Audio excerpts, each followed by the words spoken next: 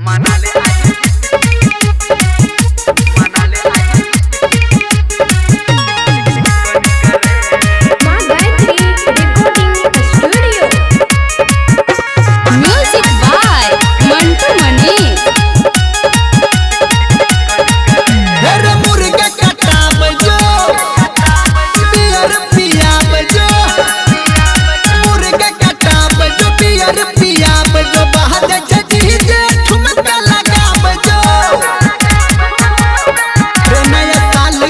रे नया साल के कोके धमाल मनाले आही पिकनी करे नया साल के कोले धमाल मनाले आही पिकनी करे नया साल के कोले धमाल मनाले आही पिकनी करे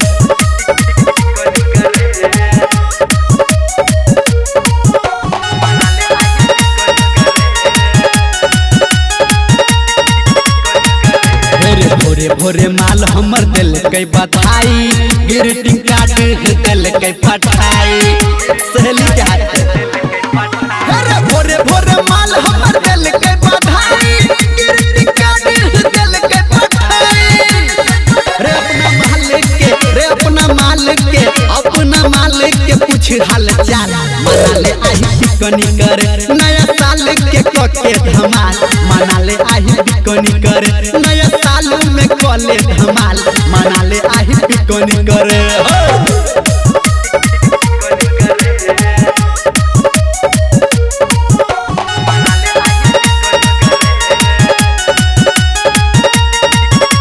खींच के फोटो सब डाल फेसबुक पे हैप्पी न्यू ईयर वाला लुक पे मजा आ जाए हो खींच के फोटो सब डाल फेसबुक पे हैप्पी न्यू ईयर वाला लुक पे घर मंदर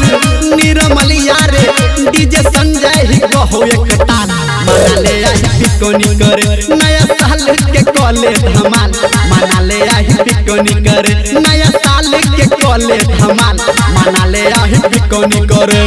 चलो